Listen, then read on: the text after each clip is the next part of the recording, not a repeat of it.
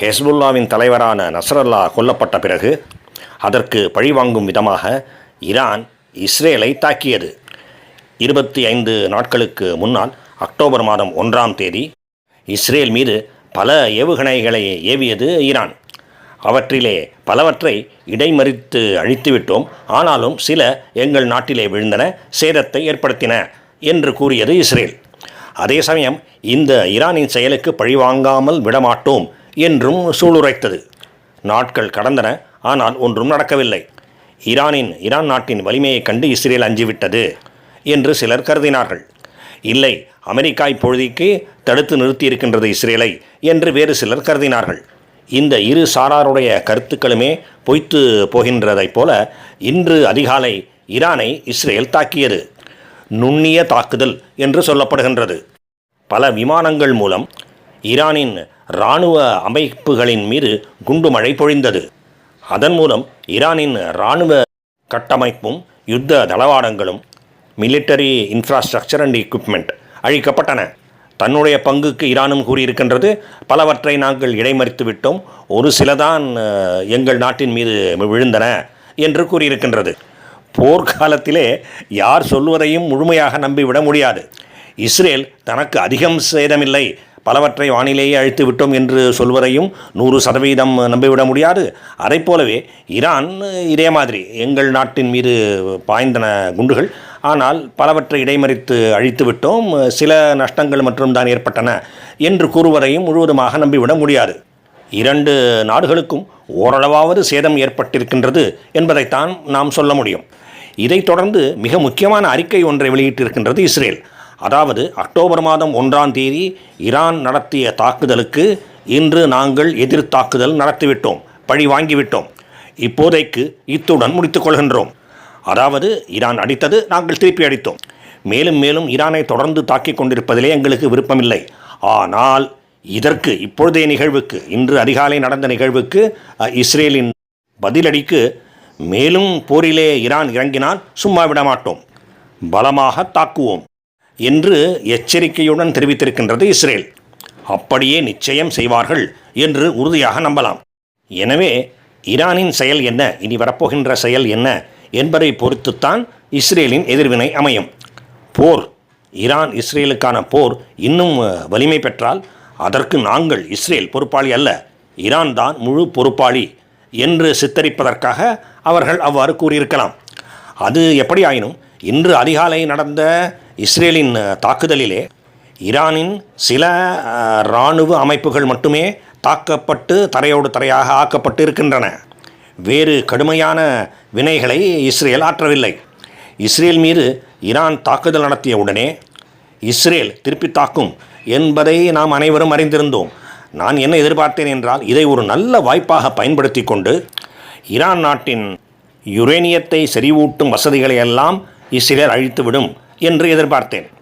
Uranium enrichment facilities, அணு ஆயுதம் தயாரிப்பதிலே அவை முக்கியமான இடத்தை வகிக்கின்றன. எனவே ஈரானின் இப்படிப்பட்ட அணு ஆயுத அபாயத்திலிருந்து ஒட்டுமொத்த உலகையுமே காப்பாற்றிவிடலாம் என்கின்ற எண்ணத்தோடு இஸ்ரேல் அவ்வாறு செயல்படும் என்று எதிர்பார்த்தேன். அதற்கு ஏற்றாற்போல் இஸ்ரேலும் அவ்வாறாகவே சொன்னது. அதாவது யுரேனியத்தை செறிவூட்டும் வசதிகள் எல்லாம் அழிக்கப் போகின்றோம் என்று கூறியது. அதை தவிர மேலும் ஈரானின் எண்ணெய் வளங்களை எல்லாம் கூட அழிக்கப் போகின்றோம் என்று சூளுரைத்தது இஸ்ரேல். அப்படிப்பட்ட பதிலடியை ஏற்பது சிறிது கடினம். ஏனென்றால் அப்படி நடந்தால் ஈரானின் எண்ணெய் வளங்களெல்லாம் அழிக்கப்பட்டால் உலக சந்தையிலே எண்ணெய் விலை, கச்சா எண்ணெய் விலை என்ன ஆகும், எல்லா உலக நாடுகளும் எவ்வளவு பிரச்சனைகளை சந்திக்க வேண்டியிருக்கும் என்பனவெல்லாம் நாம் அறிந்தது தான். எனிவே இஸ்ரேல் இப்படி கூறியதை அமெரிக்கா தடுத்து நிறுத்திவிட்டது. அவ்வாறு செய்யக்கூடாது என்று அறிவுறுத்தியது. எண்ணெய் வளங்களை அழிக்கக்கூடாது என்று அமெரிக்கா சொன்னது புரிந்து கொள்ளக்கூடியது தான். ஆனால் யுரேனியம் செறிவூட்டுகின்ற வசதிகளெல்லாம் அழிப்போம் என்று இஸ்ரேல் கூறியதே, அதையும் தடுத்து விட்டது அமெரிக்கா. இது மிகுந்த வியப்பை அளிக்கின்றது. ஏனென்றால் ஈரான் அணு ஆயுதம் தயாரிப்பதற்கு அமெரிக்கா எப்பொழுதும் எதிராகவே இருந்திருக்கின்றது. இப்பொழுது ஒரு நல்ல வாய்ப்பு கிடைத்திருக்கின்றது அவற்றையெல்லாம் அழிப்பதற்கு. அதையே அமெரிக்கா கூடாது என்று சொன்னது என்பது சிறிது ஆச்சரியகரமாகத்தான் இருக்கின்றது. ஆனால் அதற்கு ஒரு மிக முக்கியமான காரணம் இருக்கலாம். அப்படி யுரேனியம் இருக்கின்ற இடங்களையெல்லாம் இஸ்ரேல் தாக்கும் பொழுது அணு ஆயுத பேரழிவு என்று எதுவும் இல்லாவிட்டாலும் கதிர்வீச்சுகள் நிறைய இருக்கலாம்.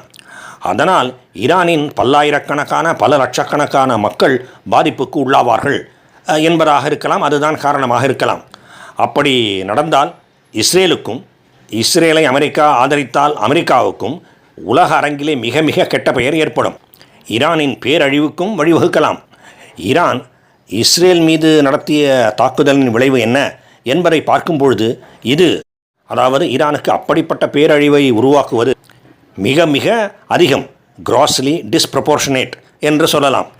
அதனால்தான் அமெரிக்கா எடுத்து கூறியது, நீங்கள் தாக்கப்பட்டீர்கள், நீங்கள் பதில் தாக்குதல் நடத்த விரும்புகின்றீர்கள், அதுவரை சரி, ஆனால் உங்கள் பதில் தாக்குதல் மஸ்ட் பி ப்ரப்போர்ஷனேட், அதாவது நீங்கள் எவ்வளவு தூரம் தாக்கப்பட்டீர்களோ அதற்கு ஏற்றாற் போல் தான் இருக்க வேண்டும், பேரழிவை கொடுத்து விடக்கூடாது என்று அறிவுறுத்தியது அமெரிக்கா. ஈரான் அணு ஆயுதங்களை தயாரிப்பது இந்த உலகத்தையே அச்சுறுத்தக்கூடிய மிக மிக அச்சுறுத்தக்கூடிய ஒரு செயல்தான். ஆனால் அதை வேறு விதமாகத்தான் சமாளிக்க வேண்டும். ஒரு சிறிய தாக்குதலுக்கு பதிலடியாக அப்படிப்பட்ட பெரும் தாக்குதலை நடத்திவிடக்கூடாது என்கின்ற வகையிலேயே அமெரிக்கா கூறியது சரிதான். அதனால்தான் இஸ்ரேலும் அதை ஏற்றுக்கொண்டு விட்டது. இவையெல்லாம் ஒரு புறம் இருக்க, இனி ஈரான் என்ன செய்யும்?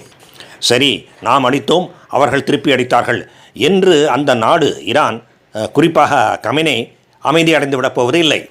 என்ன செய்வார்கள், எப்பொழுது செய்வார்கள் என்று சொல்வதற்கில்லை. ஆனால் ஏதாவது செய்வார்கள். ஆனால் ஓரளவாவது அறிவோடு மாபெரும் தாக்குதலை செய்துவிட மாட்டார்கள் என்று தான் நம்புகின்றேன். ஆனாலும் ஈரான் ஒரு குரங்கு, அது என்ன செய்யும் என்ன செய்யாது என்பதை அவ்வளவு உறுதியாக சொல்லிவிட முடியாது என்று நீங்கள் கருதினால் அந்த கருத்தை நான் ஏற்றுக்கொள்கின்றேன். இது இப்போதைக்கு என்னுடைய கணிப்பு. இனி என்ன ஆகும் என்பது போக போகத்தான் நிச்சயமாக தெரியும். பெரும் போருக்கான, உலகப் போருக்கான வாய்ப்பு 50% இருக்கின்றது என்று முந்தைய ஒரு காணொளியிலே கூறியிருந்தேன். என்னுடைய மனத்திலே இப்பொழுதும் அதே வாய்ப்புத்தான் இருக்கின்றது. அதிகமாக கூடிவிடவும் இல்லை, அதிகமாக குறைந்து விடவும் இல்லை. பார்ப்போம். வாழ்க வையகம், வாழ்க பாரதம், ஜெய் ஹிந்த்.